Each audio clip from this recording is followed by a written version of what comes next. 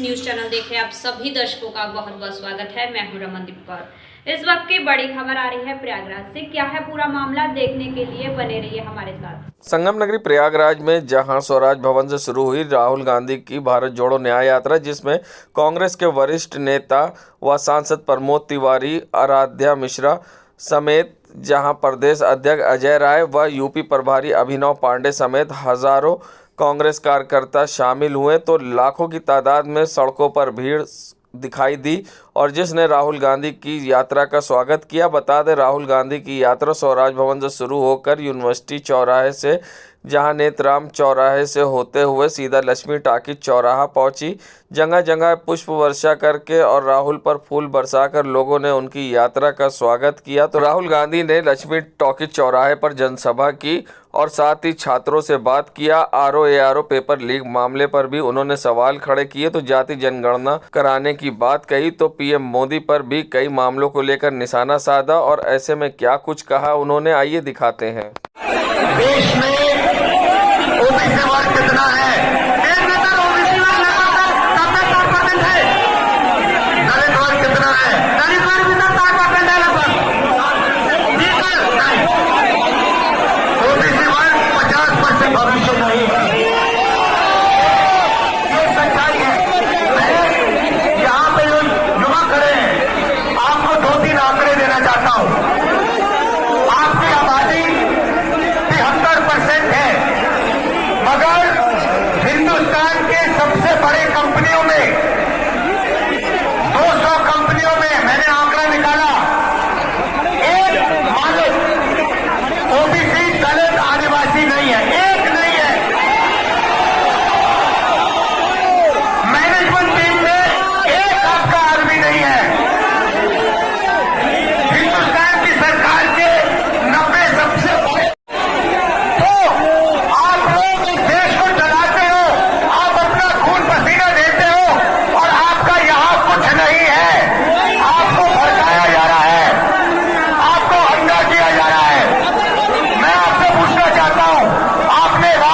Function देखा, उसमें आपने एक ओबीसी चेहरा देखा, एक दलित चेहरा देखा, एक आदिवासी चेहरा देखा? नहीं, उसमें एक नहीं था, उसमें हमें एक व्यक्ति नहीं था उसमें। तो ये कैसा हिंदू राष्ट्र है जिसमें 73% लोग इसमें है ही नहीं? 73% की आबादी कहीं दिखती नहीं है। आप लोग पता है कहां हो?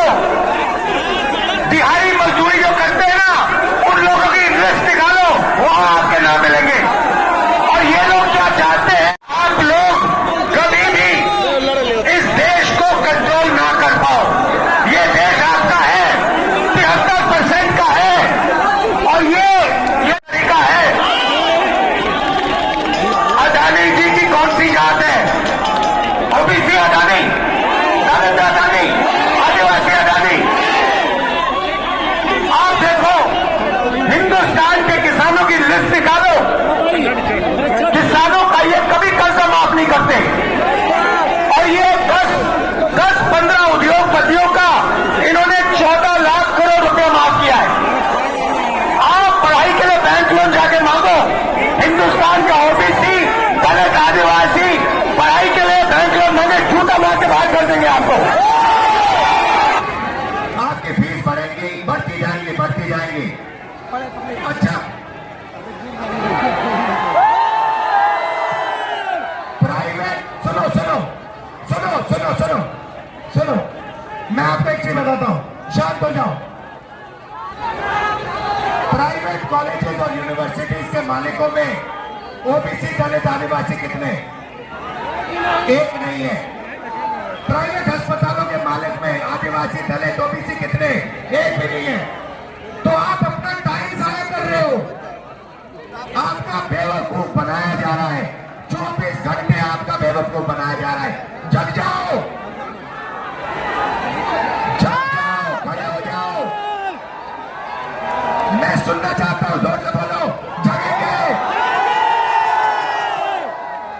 आप संगठित हो गए, एक साथ खड़े हो गए। ये जो युवा है, आप खड़े हो गए, कोई आपके सामने खड़ा नहीं हो पहले इन्होंने पता ही क्या किया, ये छात्र संघ का जो चुनाव होते थे ये बंद किए आपकी शक्ति लेने के लिए, आपसे चोरी करने के लिए। ये सच्चाई है। मैं यही इसलिए आया हूँ आपको न्याय दिलवाने। ये जो आपके यूपीएससी का ये पेपर लीक है, इसको मैं उठाऊंगा आपके लिए, घबराओ मत, डरने की कोई बात नहीं है। मगर आप अपना हक मांगो, अपना हक लो। ये देश आपका है, 73% का है।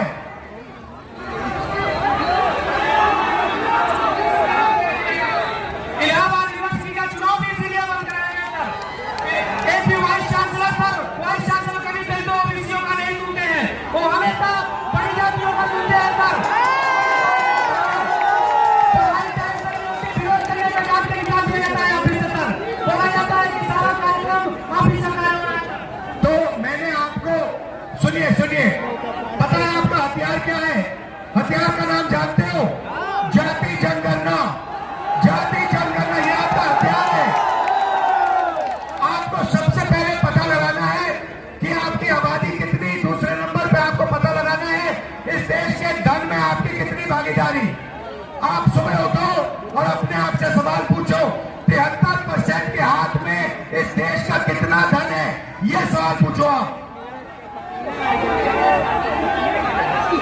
बोलो बोलो। सिर्फ 2% है सबको मिला करके, सभी दलितों ओबीसीओं का सिर्फ 2% जानी जमीन के पास है, बाकी सारे अडानी अंबानी इन पूंजीपतियों ने बना हुआ है। और आपकी वहां पे भागीदारी 5%। मीडिया में आपका एक आदमी नहीं है। कचहरियों में, कोर्ट्स में 650 में से आपके 100 हैं। तो आप लोग इस देश को चलाते हो, आप अपना खून पसीना देते हो और आपका यहाँ कुछ नहीं है। आपको भड़काया जा रहा है, आपको अंधा किया जा रहा है। मैं आपसे पूछना चाहता हूँ, आपने राम मंदिर का फंक्शन देखा? देखा? उसमें आपने एक ओबीसी चेहरा देखा, एक दलित चेहरा देखा, एक आदिवासी चेहरा देखा? नहीं, उसमें एक नहीं था। उसमें अमिताभ बच्चन थे, ऐश्वर्या राय थी, नरेंद्र मोदी थे। 73% का एक व्यक्ति नहीं था उसमें। तो ये कैसा हिंदू राष्ट्र है जिसमें 73% लोग इसमें है ही नहीं? 73% की आबादी कहीं दिखती नहीं है। आप लोग पता है कहां हो? दिहाड़ी मजदूरी जो करते हैं ना, उन लोगों की लिस्ट निकालो, वहां आपके नाम मिलेंगे। और ये लोग क्या चाहते हैं? ये लोग चाहते हैं कि आप लोग कभी भी इस देश को कंट्रोल ना कर पाओ। ये देश आपका है, 73% का है। और ये जो पेपर चोरी किया ना आपका, ये आपको रोकने का तरीका है, ये आपको ठगने का तरीका है, ये आपसे चोरी करने का तरीका है। अडानी जी की कौन सी जात है? ओबीसी अडानी, दलित अडानी, आदिवासी अडानी। आप देखो, हिंदुस्तान के किसानों की लिस्ट निकालो, किसानों का ये कभी कर्जा माफ नहीं करते। और ये 10-15 उद्योगपतियों का इन्होंने 14 लाख करोड़ रुपया माफ किया है। आप पढ़ाई के लिए बैंक लोन जाके मांगो, हिंदुस्तान का ओबीसी, दलित, आदिवासी पढ़ाई के लिए बैंक लोन मांगे, झूठा मांग के बाहर कर देंगे आपको। और अंबानी, अडानी लाखों करोड़ रुपए का बैंक लोन मांगते 1 सेकंड में उनको दिया जाता है। तो इसीलिए हमने भारत जोड़ो यात्रा में न्याय शब्द डाल दिया है। ये आपके साथ जो हो रहा है, आरओ एग्जाम के साथ जो हो रहा है, आपके जो पेपर लीक हो रहे हैं, ये अन्याय है, आपके खिलाफ अन्याय है। और ये अन्याय आपके प्रधानमंत्री करवा रहे हैं, इस बात को मत भूलिए। यहां संगम की पवित्र धरती में आप पर अत्याचार किया जा रहा है। उत्तर प्रदेश के युवाओं को भड़काया जा रहा है। हाँ,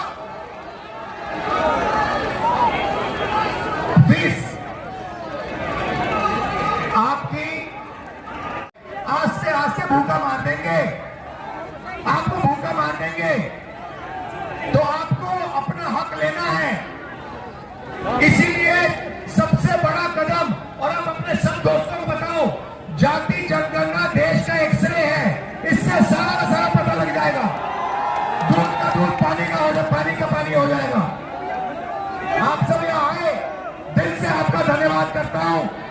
डरो मत, पीछे मत हटो, आप अपना हक लो। Thank you brother.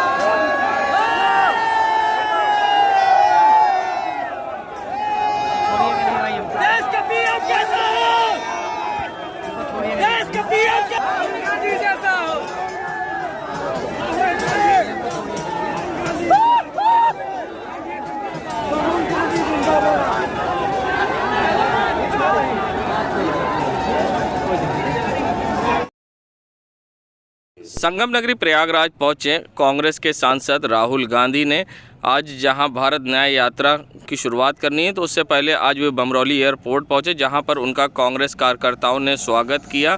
ऐसे में राहुल गांधी एयरपोर्ट पर लोगों से मिलते दिखाई दिए।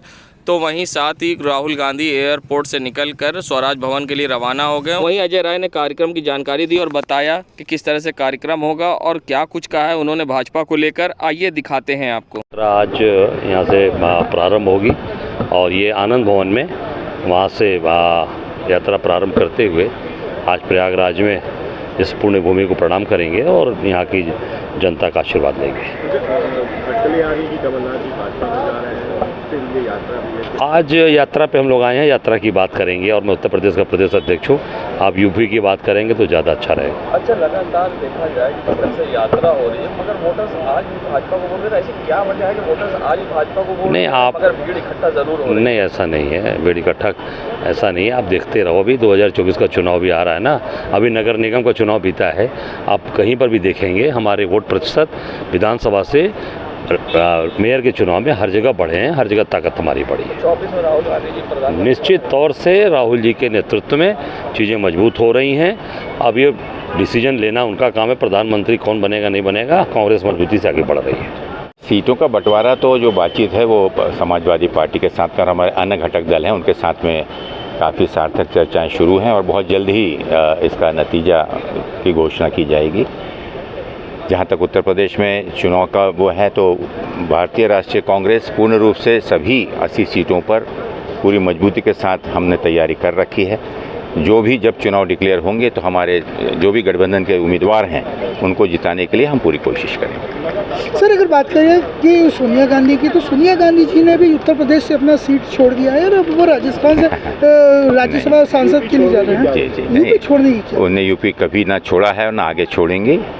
उत्तर प्रदेश उनके स्वास्थ्य के कारणों से उन्होंने राज्यसभा में गए हैं, लेकिन उत्तर प्रदेश से गांधी परिवार के पूर्ण रूप से प्रतिनिधित्व रहेगा और वो हमेशा उत्तर प्रदेश से नज़दीक रही हैं और उत्तर प्रदेश उनके काफ़ी नज़दीक तो रहा। सोनिया गांधी जी की जगह पे अब रायबरेली से कांग्रेस किसको चेहरा मान रही है? निश्चित रूप से परिवार से कोई ना कोई चेहरा जरूर होगा। ये हमेशा से गांधी परिवार की सीट रही है और उसका निर्णय वो स्वयं लेंगे।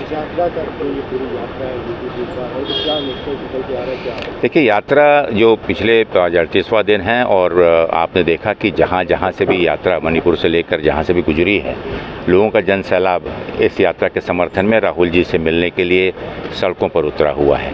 ये यात्रा अपने आप में बतलाती है कि लोगों में एक बहुत आक्रोश है, नाराज़गी है और राहुल जी की तरफ और कांग्रेस की तरफ काफ़ी आशा और उम्मीद के साथ में जन सामान्य देख रहा है। और आज ये यात्रा इलाहाबाद में है और यहाँ से आगे होते हुए अमेठी पहुँचेगी। अब देखिए, वोट देना और वोट की जीत और हार ये तो राजनीतिक इसमें लगा ही रहेगा, लेकिन अब जनता को इस चीज़ का एहसास हो गया है कि जिन झूठे आश्वासनों के सहारे, जिन झूठे सपनों के सहारे उन्हें मोहा गया, उनको भटकाया गया, आज उस समय अपने आप को भटका महसूस कर रहे हैं। संगम नगरी प्रयागराज में जहां भारत जोड़ो न्याय यात्रा आज निकलनी है, जिसमें राहुल गांधी आज शिरकत करेंगे और स्वराज भवन से ये यात्रा शुरू होगी। मगर उससे पहले अब कांग्रेस के राज्यसभा सांसद व वरिष्ठ नेता प्रमोद तिवारी का बड़ा बयान आया है। कहा है कि राजनीति से इसका कोई लेना देना नहीं है, ये सिर्फ नफरत मिटाने के लिए यात्रा है। और क्या कुछ कहा है उन्होंने इस पूरे मामले पर, आइए दिखाते हैं। इसका राजनीतिक मंतव्य और मकसद नहीं निकाला जाना चाहिए। ये न्याय यात्रा है। जो लोग अन्याय से पीड़ित हैं, जो अन्याय हो रहा है, चाहे वो धर्म के नाम पे हो, चाहे जात के नाम पे हो, चाहे धन के नाम पे हो, चाहे दौलत के नाम पे हो, दूसरा चाहे गरीब और गरीब हो रहा है, अमीर और अमीर हो रहा है, और जिस तरह नफरत से देश टूट रहा है उसको जोड़ने के लिए ये यात्रा है। हमारा उद्देश्य है। निसंदेह हर चीज के राजनीतिक निहितार्थ होते हैं इसके भी। देश दुनिया की खबरों के लिए world media times news channel को सब्सक्राइब करें।